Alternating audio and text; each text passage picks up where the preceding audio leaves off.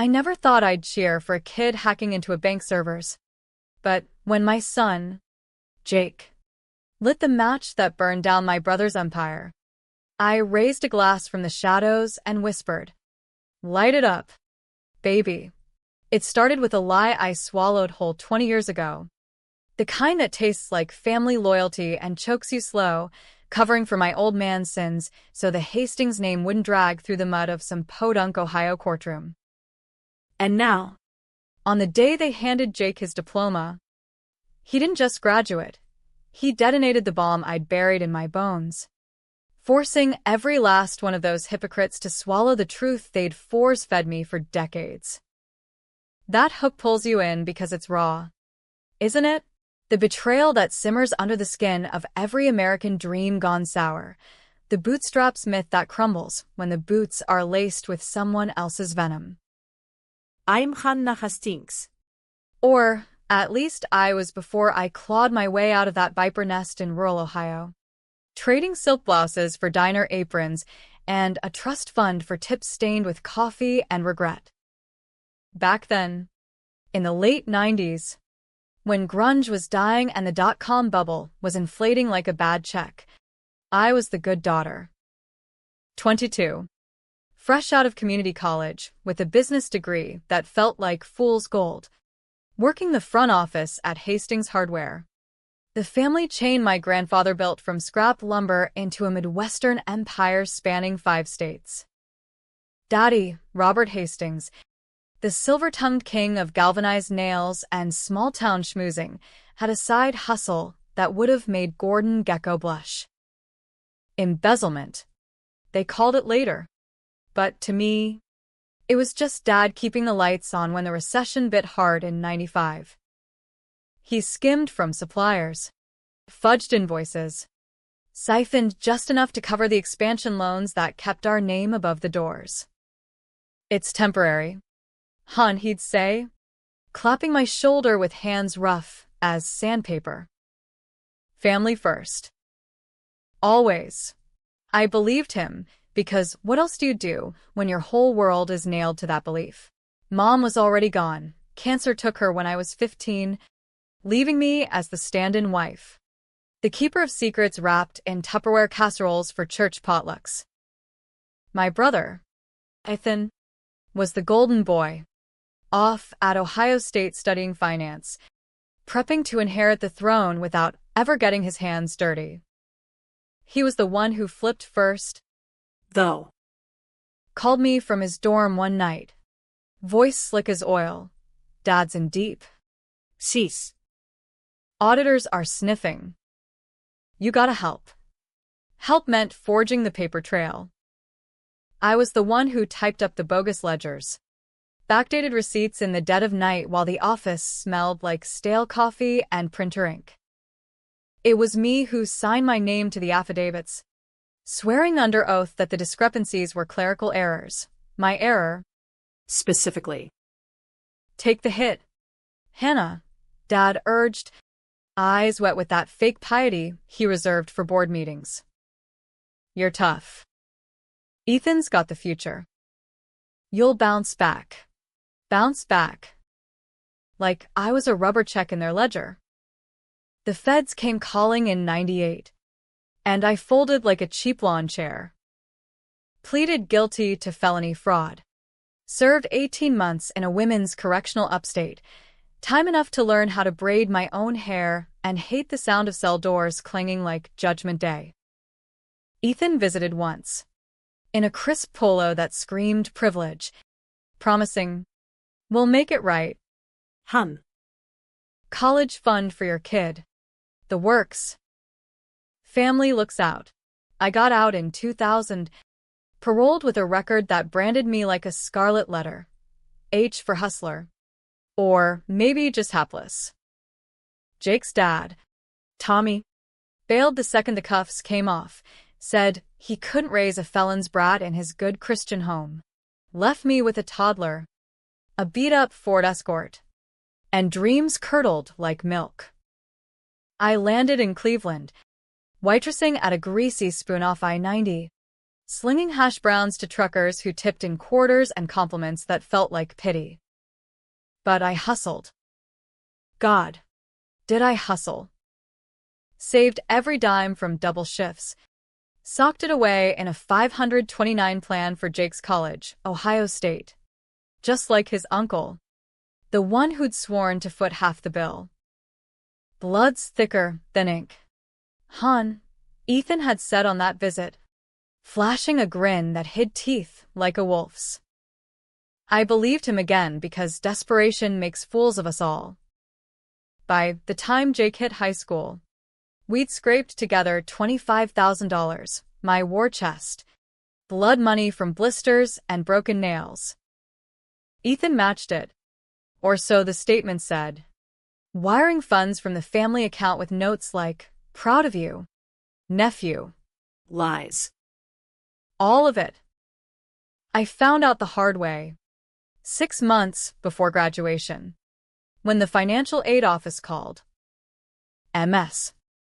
Hastings, there's an issue with the account. It appears the funds were reversed. Like a bad transmission. I drove to the bank in a panic, heart hammering like a jackhammer on asphalt, only to have the branch manager, a mousy woman with a Hastings hardware pin on her lapel, slide a printout across the desk. Ethan's signature, authorizing the pullback.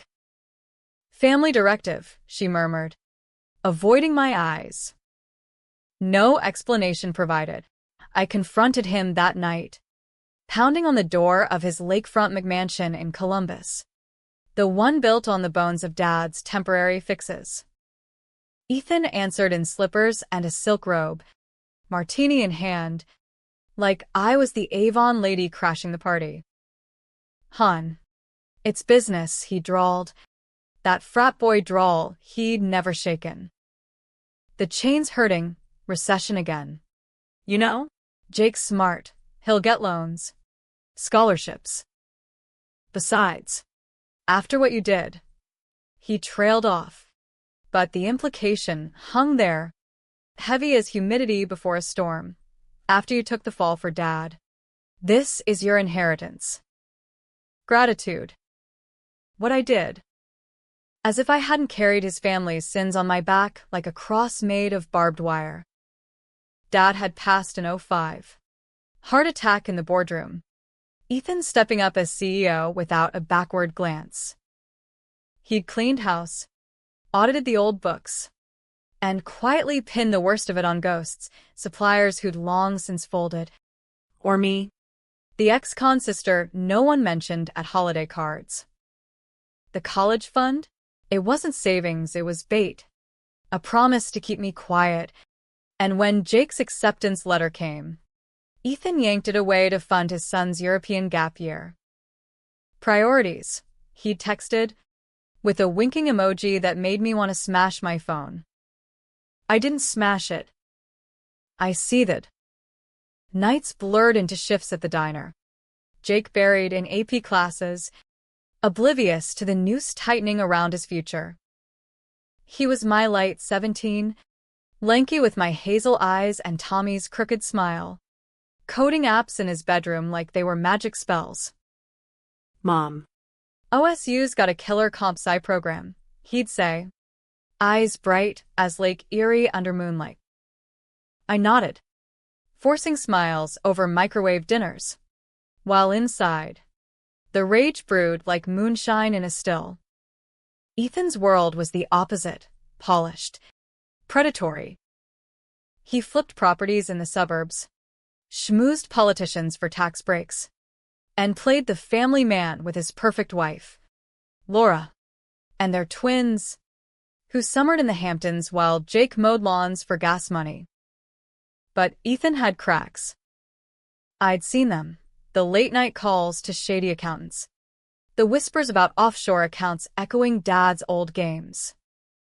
He was mountebank, all smoke and mirrors, deciding who ate and who starved with a stroke of his Mont Blanc. The decision that broke me, when I begged for the fund back just a loan, I'd said, on my knees in his office, the Ohio River glittering mockingly outside the windows. He laughed, a bark that echoed off the oak paneling. "You're still that girl in the trailer?" Hun. Desperate. "Jake's not Hastings blood, not really." "Tommy Spawn? Please." Then the twist of the knife. "Sign this NDA. Keep quiet about the old man. And maybe I'll spot you $5,000. Cash. I signed. Not for me, for Jake. But as I drove home, tears blurring the taillights of semis on the interstate, something snapped. Not clean, like a bone, jagged, like glass in a vein. I started digging. Late nights after Jake slept, I'd sift through public records, LinkedIn creeps, old emails I'd never deleted. Ethan was dirty, deeper than Dad, laundering through shell companies tied to opioid pushers in Appalachia. Pills flooding the counties our stores supplied. Profits funneled back to pad his portfolio. Controversial? Hell, It was a powder keg. the kind where you pick sides. Was he a businessman navigating hard times? Or a vulture picking at the dying? I didn't tell Jake at first. But kids smell secrets like blood and water. One night, he caught me at the kitchen table, laptop glowing like a Ouija board. "Mom, what's with the bank hacks?" I froze. But he just slid into the chair, all gangly limbs and curiosity. "Uncle Ethan screwing us. Isn't he?" It spilled out then, the fall. The fund. The NDA. Jake's face hardened, not with tears, but code. "Show me the files." We built it together, in whispers over ramen and Red Bull. Jake was a wizard with Python, burrowing into Ethan's digital underbelly like a mole in the mines. I fed him leads, passwords from Dad's old desk, vendor logins I'd memorized in my forgery days. It wasn't just revenge, it was restitution. We uncovered the trails, $2 million in laundered cash, tied to a distributor who'd overdosed half the county. Ethan flipping faces, philanthropist at Rotary Club fundraisers for addiction awareness, while his ledgers bled the attics dry. The plan crystallized over Christmas break, with snow blanketing Cleveland like a shroud. Jake's graduation was May 15th. East High's auditorium packed with proud parents and helium balloons. Ethan would be there, had to. For the optics. The Hastings air, tossing confetti for his favorite nephew. We'd wait till the speeches, when the mic was hot and the room was full. Jake would present his valedictorian address, a Trojan horse of slides and servers, projecting the ledgers onto the big screen, emailing the files to every board member. The DA. Hell, even the local rag. Controversial? You bet. Was Jake a hero? Exposing corruption. Or a criminal? Just like his mom? Ethan's empire would crumble, jobs lost, families ruined in the fallout. And me?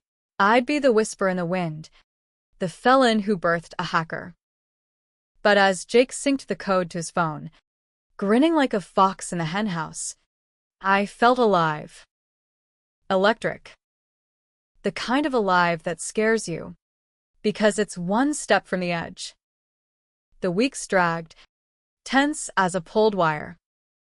Ethan called once, oily as ever, heard about the fun drama. Rough. Huh. Swing by the office, we'll talk scholarships. I played along, voice syrupy, while Jake patched the back door into the company's cloud. Laura texted passive-aggressive Bible verses about forgiveness. I deleted them unread.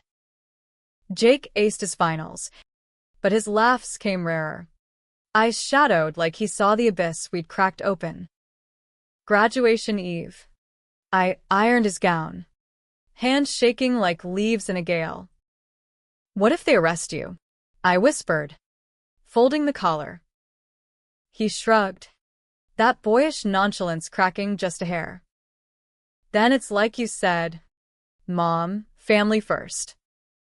We fight dirty because they taught us how. The auditorium smelled like polyester and cheap perfume. Folding chairs creaking under the weight of expectations. I sat mid-row, heart a drum solo in my chest, watching Jake file in with the grads, cap tassels swaying like a noose. Ethan arrived late, sweeping in with Laura on his arm, the twins trailing like designer ducklings. He spotted me, waved with that patronizing smile, pity wrapped in pearls. Han. Front row next time. Yeah. The principal droned on stats. Cheers. The American grind of pull yourself up. Then Jake's turn. He climbed the stage, mic feedback squealing like a banshee. Thank you. East high, he started, voice steady as rebar. Paused. The projector hummed to life behind him. First slide innocent, a family photo. Me and him at Cedar Point, grins wide as the midway. Then the flip. Slide 2, Ethan's ledger. Redacted names glowing like neon sins. Gasps rippled, parents shifting, whispers buzzing like hornets. Jake's voice dropped an octave, calm as a loaded gun. This is for the ones who say hard work pays off. But what if the game's rigged? My uncle, your local hero, funneled millions from pill mills while denying kids like me a shot at college. Because blood's supposed to be thicker, right? Chaos erupted. Ethan bolted up, face purple as a bruise, shouting over the din. Turn it off. That's slander. Kids lying. Laura clutched her pearls, twins gaping like fish on a dock. The screen cycled. Emails. Transfers. My old affidavit scanned and damning. Jake didn't flinch. Eyes locked on Ethan like a sniper scope. You took the fall for Grandpa. Mom. I figured it's my turn to even the score. Security swarmed. But Jake was done. Mic dropped literal. Phone pinging as the blast emails fired. I stood then, slow as molasses, threading through the stampede toward the stage. Ethan's eyes met mine over the melee. Not rage, but something worse, recognition. The mirror of his own greed staring back. They hauled Jake off in cuffs, juvenile hack. They called it, but the feds were already circling. Ethan lawyered up, spinning tales of internal breach, but the headlines hit like thunder.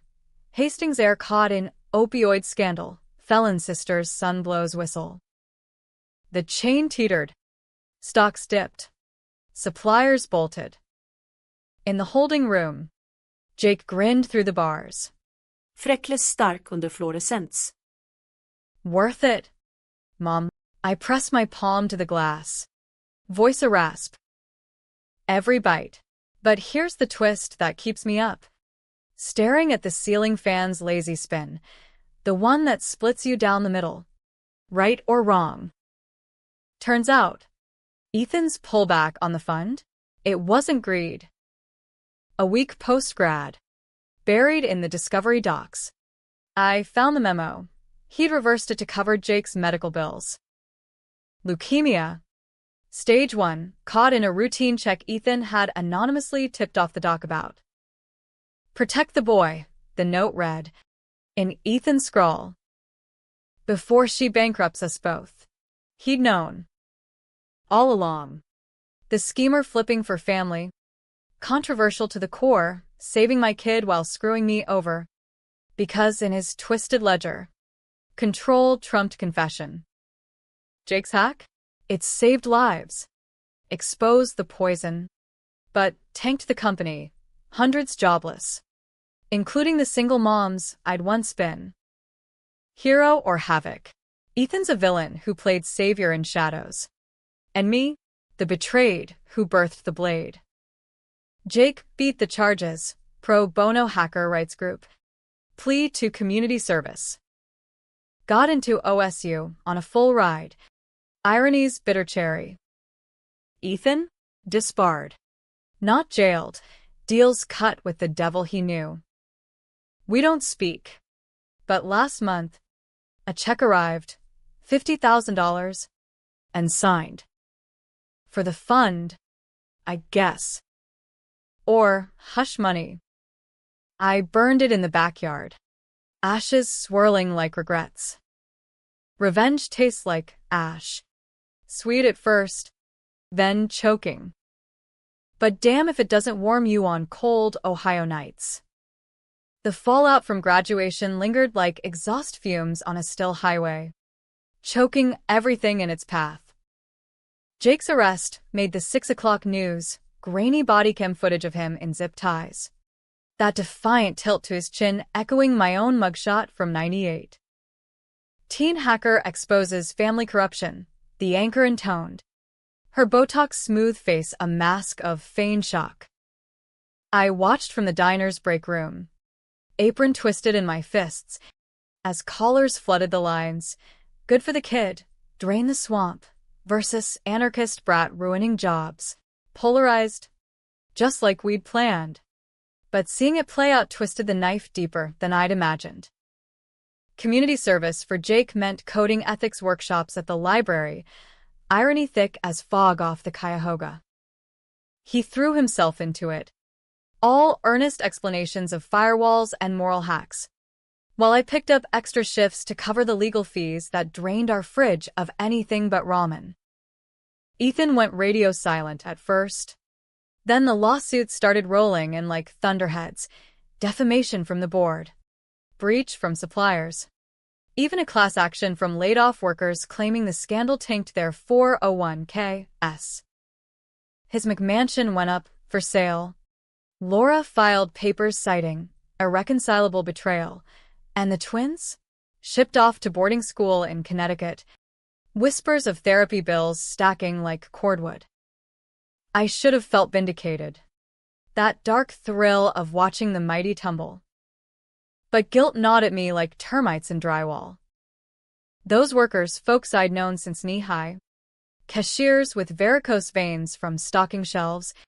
Truckers with bad backs from hauling pallets. They weren't Ethan's puppets. They were survivors. Same as me. And Jake's digital Molotov had lit their livelihoods ablaze. Was this justice? Or just the cycle spinning vicious?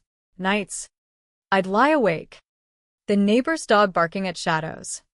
Replaying Ethan's face in the auditorium. Not just fury, but a flicker of hurt. Like I'd finally matched his blade to my throat. Then the letters came. Not the legal kind, but the human ones. Forwarded from the old Hastings address. Envelopes scrawled in shaky cursive. Postmarked from trailer parks and Rust Belt towns. Thank you, one read. From a widow whose husband had OD'd on the pills Ethan peddled indirectly. Your boy's brave, gave us a voice. Another. Bitter. Lost my job, cause of that stunt. Hope you're happy. Traitor. They piled on the Formica counter. A Rorschach test of right and wrong. Forcing me to question if revenge was ever clean, or if it just smeared the blood around. Jake noticed. Of course. Kids always do. Over pizza, his one splurge on a rare good night, he poked at the pepperoni. Eyes on me like I was the code he couldn't crack. You okay? Mom? Look like you swallowed a lemon. I forced a laugh. The kind that rattles hollow. Just the world's way of saying thanks. Kiddo. You did good. He didn't buy it. Uncle Ethan's not all bad. You know. Remember that summer he snuck us to Kings Island? Bought me the lightsaber. Even when Dad bailed. Jake's voice softened. That boyish nostalgia creeping in. And it hit me. He'd idolized Ethan once. The cool uncle with the boat, and the stories of Wall Street conquests. The hack wasn't just for me, it was Jake sloughing off the hero worship. But now, With the empire in ashes, he wondered if he'd slain a dragon or just kicked a wounded dog. I could have spun it, Ethan the Snake, all scales and no soul. But lies were the family's currency, and I'd spent enough. Your uncle's a survivor, I admitted, chasing mozzarella with flat soda. Like us. Makes you wonder if the villain's just the mirror we hate looking in. Jake nodded, slow. the weight settling on his shoulders like the gown he'd worn that day. At 17, he was already carrying more than most twice his age. And I cursed Ethan for that inheritance. The real gut punch came mid-July. Heat wave turning Cleveland into a skillet. A process server knocked while I was scrubbing grease traps, handing me summons for Ethan's countersuit, claiming I'd coached the hack. Accessory to cyber fraud. My record made it stick. The DA's office hummed with interest, dredging up my old plea like a corpse from the riverbed. Felon recidivism. The headlines would crow if it went south. Jake and I. The criminal dynasty. Hastings' blood running true. That's when Ethan resurfaced, not in court, but at the diner. Pushed through the door at closing. 3 days post-summons. Looking like a ghost in khakis, stubble shadowing that jawline. Eyes bloodshot from nights chasing bailouts. The other waitress, Marla, shot me a look, pity mixed with popcorn-ready glee, but I waved her out, locking the door with hands steady as steel. Han, he started, sliding into a booth scarred with initials from lovers long gone. Noxis, Noskmus. Just my name. Raw as roadkill. I poured coffee black as tar, slamming it down. What? Ethan? Come to gloat? Or bury the body? He laughed. Bitter. Stirring sugar he wouldn't taste. Touché. Look. This suit's bullshit. PR move to buy time. But the rest? Jake hit paydirt. Feds are seizing assets. Laura's lawyered up for half. I'm done. Han. Truly. Part of me crowed. Victory's sour tang. But his slump, the way his fingers drummed the formica like Dad's old tick, tugged at the old loyalty. You deserved it, I said, voice flat. The fund, the lies. You hung me out to dry twice. He met my eyes then, unflinching. Twice? Try 3. The medical thing, Jake's blood work. I caught it early, rerouted the money before it blew. Thought you'd thank me for playing God. His lip curled. Self-loathing or scorn. Hard to tell. But you never do. Do you? Always the victim. Han. Even when I save your ass.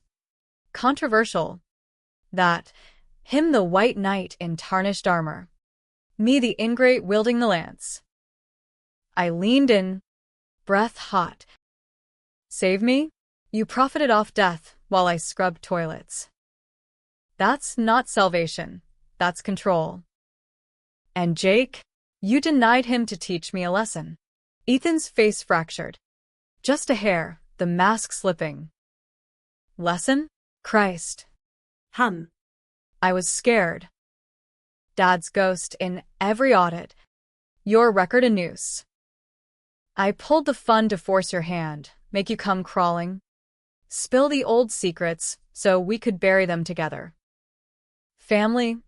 Remember? Family. The word hung, tainted as 3-day-old fries. We'd built empires on it, burned bridges with it.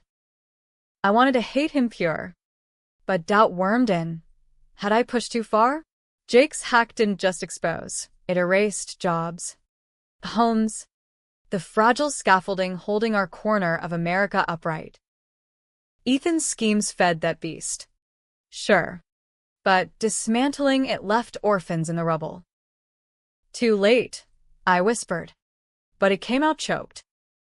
He stood, tossing a 20, overkill for the Joe, and paused at the door. Hand on the glass. Tell the kid I'm proud. Fucked up way to say it. But true. Then gone. Into the neon night. Taillights fading like a bad dream. I crumpled after, sinking to the vinyl floor. Sobs racking like dry heaves. Marla found me at dawn, brewing fresh pot without a word. Family's a bitch. Ain't it, she said, and I nodded. Because what else is there? Jake's trial loomed in August. A circus of suits and subpoenas. Pro bono crew spun it as whistleblowing, protected speech, public good. Ethan testified, reluctant, painting himself as the flawed uncle, not the fiend. I made mistakes, he admitted on the stand, voice cracking just right for the jury of blue collars. But Hannah, she's the rock. Always was. Gasps from the gallery. Me, frozen in the back row, wondering if it was absolution or another flip. The judge, some grizzled vet with a gavel like Thor's, saw the gray. Community service doubled. Noyal. And a sealed record if Jake kept clean. We walked out into autumn chill. Leaves crunching underfoot. Free but fractured. You think he's changed? Jake asked, breath fogging the air. I shrugged, arm around his shoulders. People don't change. Kid. They just show different faces. But as we drove home, radio humming Springsteen, Born to Run. Not crawl, I glimpsed Ethan's SUV idling at the light. He waved. Tentative. And, for a heartbeat, I waved back. The check arrived Labor Day. Crisp as new snow, $50,000. Memo line blank. Jake wanted to cash it. College. Mom. Real shit. But I saw the strings. The quiet bargain. Silence for survival. I held it to the flame that night, watching Ethan's empire curl to black, the smoke curling like questions unanswered. Revenge's aftertaste? Not ash, but echo, haunting, hollow, begging for the next round. Yet in the quiet, as Jake buried in code for OSU apps, I felt the stirrings of something dangerous. Peace. Maybe. Or just the eye of the storm. Ethan's world shrank to consulting gigs. Whispers of a tell-all book that had split opinions wider than the Grand Canyon. Me? Back to the diner. But with a corner booth reserved for what-ifs. Because here's the rub. The twist that festers. What if Ethan's save was the real betrayal? Robbing Jake of agency. Turning my boy into a pawn before he even knew the board? Or was the hack the mercy kill? Ending the cycle before it claimed us all? Debated over beers. I'll be here. Nursing coffee. Wondering if blood ever rinses clean. October painted Cleveland in fire, leaves blazing orange against slate skies. The kind of beauty that mocks your mess. Jake dove headfirst into OSU. Dorm life a whirlwind of hackathons and half-eaten pizzas. His texts buzzing my phone like fireflies. Nailed the intro to algorithms. Miss your meatloaf. I missed him fiercer than I'd admit. The apartment echoing with ghosts of our late-night plotting sessions. The diner grind kept me anchored. Orders barked over sizzle. Tips jingling like loose change in the American dream, but Ethan's shadow loomed. Longer now. Stretching across state lines via emails from his lawyer. Settlement offer. $100,000. Full NDA. Close this chapter. I deleted them unread at first. But desperation's a slow poison. Bills stacked. Jake's textbooks. My car payment. That lingering legal tab like a hangover from hell. Marla cornered me one shift, arms crossed over her apron. Take the damn money. Hun. Pride's a luxury for folks with full fridges. She was right, in that blunt Ohio way. But swallowing it felt like choking on glass. Ethan, offering scraps from the table he'd flipped. The meeting was set for Columbus. Neutral ground, a Starbucks off High Street, where undergrads typed furiously and baristas slung lattes like ammo. I arrived early, nursing a drip coffee black as my mood, watching the door like it might bite. Ethan strolled in 10 minutes late, bundled in a peacoat that screamed down but not out, carrying a leather folio instead of the Mont Blanc swagger. No, Laura. No muscle, just him, sliding into the vinyl seat with a sigh that carried the weight of fallen kingdoms. Han, he said, no preamble, sliding the envelope across the scarred table. Sign. And we're square. Jake gets his fund. You get peace. I didn't touch it. Peace? Like the kind you bought with Dad's lies? Or the medical dodge, playing savior while pulling strings? The words hung, sharp as autumn wind, and for once, Ethan's mask didn't budge. He just nodded, slow, like I'd finally voiced his own confession. Fair. The cancer tip? Invasive. Yeah. Hacked your insurance portal. Old family login. Saw the anomaly in Jake's last checkup. Flagged the oncologist anonymously. Pulled the fund to cover premiums without you knowing, because you'd never accept charity. Not from me. He leaned back, eyes tracing the foam art on his untouched cappuccino. Thought it was noble. Turns out, it's just control freak shit. Dad's DNA. Unedited. Noble. The word twisted in my gut.